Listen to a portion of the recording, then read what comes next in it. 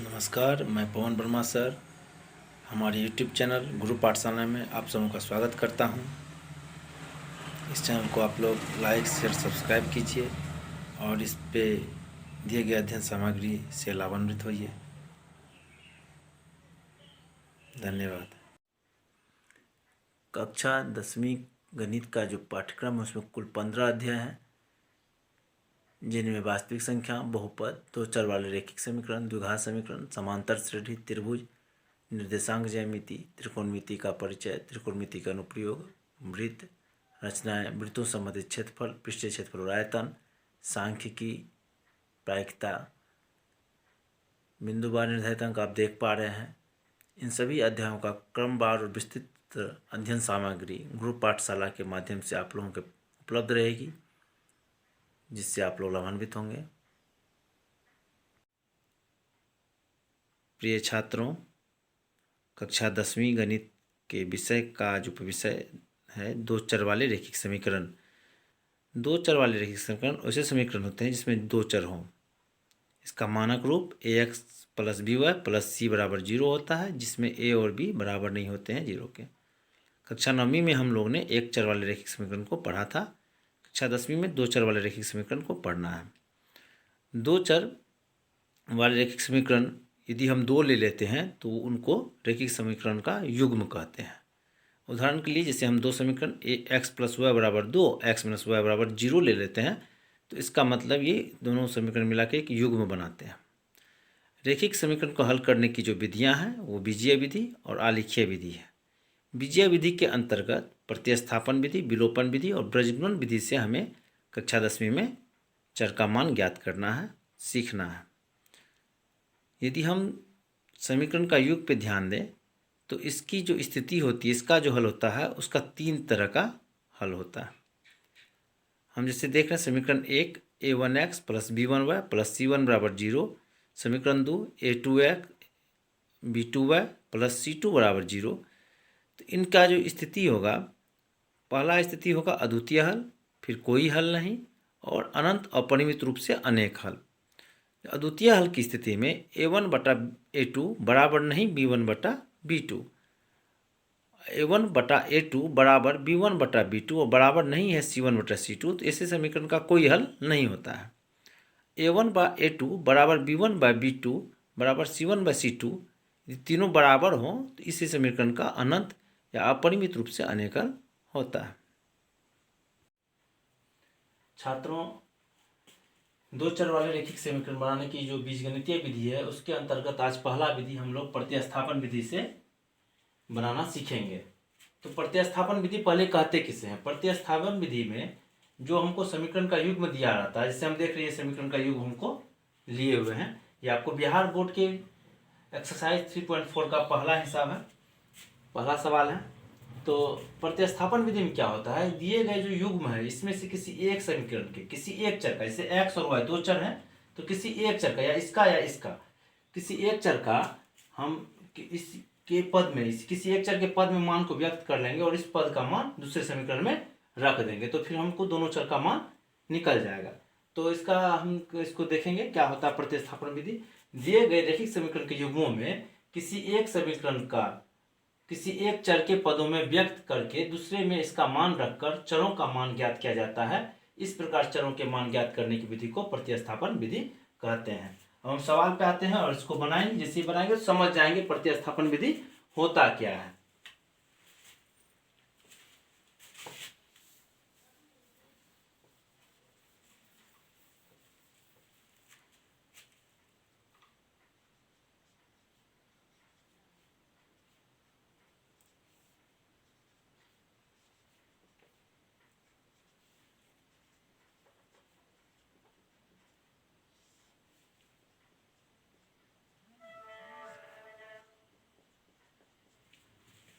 Bihar board के exercise 3.4 का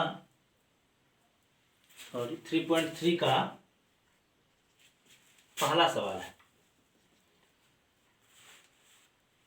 तो जैसे हमको समीकरण युग्म दिया गया है तो इसमें से इसको हम पहला समीकरण मान लेंगे, इसको दूसरा समीकरण मान लेंगे अब एक पहला समीकरण से हम लेते हैं समीकरण 1 से x + y = 14।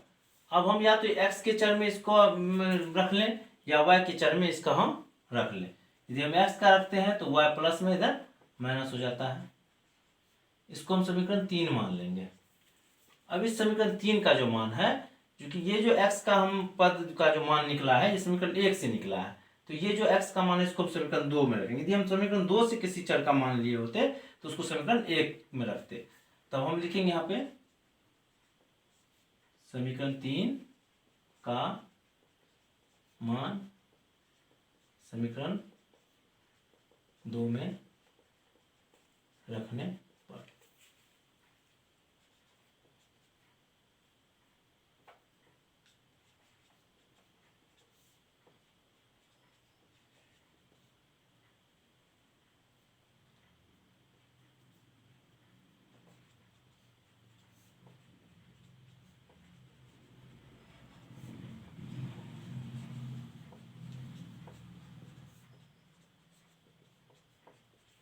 जैसे आप देख रहे हैं यहाँ x का जो मान है ये मान यहाँ पे आ गया और -2y हो जाता है। और ये 14 प्लस में इधर जाएगा माइनस में, इधर माइनस इधर माइनस, माइनस माइनस कैंसिल, 2 गुना में इधर जाएगा भागा में, 10/2 5। तो y का मान देखिए निकल गया 5। अब इस y का जो मान हमको निकला है उसको हम समीकरण 3 में लिख देंगे।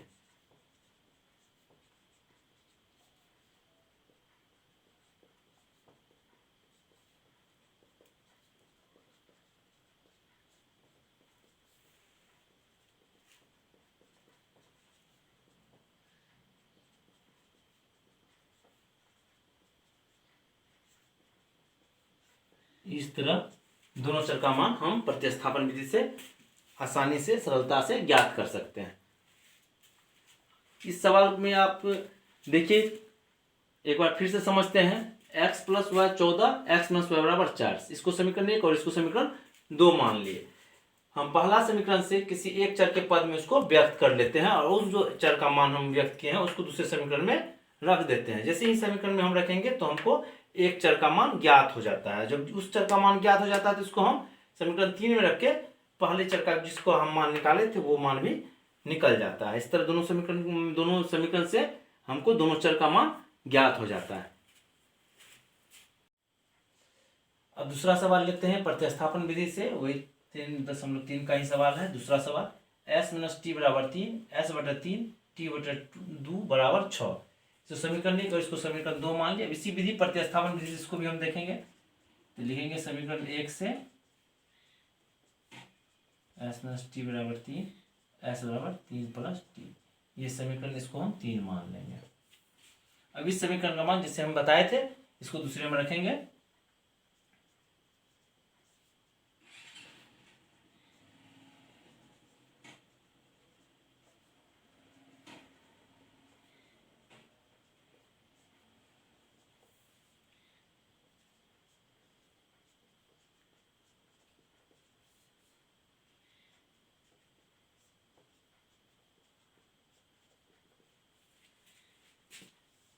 तीन और 2 का लॉसर लेते हैं 6। तो ये हो जाएगा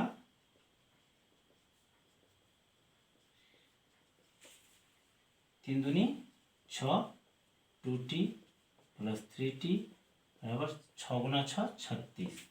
अब ये 6 प्लस में इधर माइनस में हो जाएगा, 3 2 5, 5t = 36 - 6, 5t = 30, t बराबर जाएगा 30/। अब t का जब मान निकल गया तो इसको हम समीकरण 3 में रख देंगे।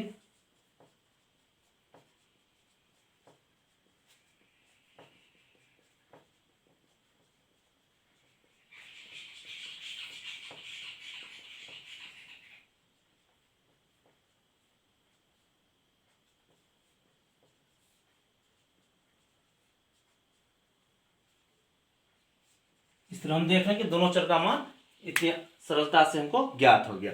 तो इस प्रकार हम प्रतिस्थापन विधि से कोई भी दो चर वाले रैखिक समीकरण को हल कर सकते हैं। अगले वीडियो में प्रतिस्थापन विधि से 3.3 में जितने भी सवाल दिए गए हैं सभी का हल आप लोगों को दे दिया जाएगा। और विलोपन और ब्रजगुणन विधि से भी सिखाया जाएगा। उसके अगले वीडियो में आप लोगों को आरेखीय विधि जो है, ग्राफीय विधि, उससे भी बताया जाएगा। आज के लिए इतना ही। धन्यवाद। चैनल पे बने रहिए, चैनल को सब्सक्राइब कीजिए, शेयर कीजिए, लाइक कीजिए, और ये इससे आपको क्या लाभान्वित होइए। धन्यवाद।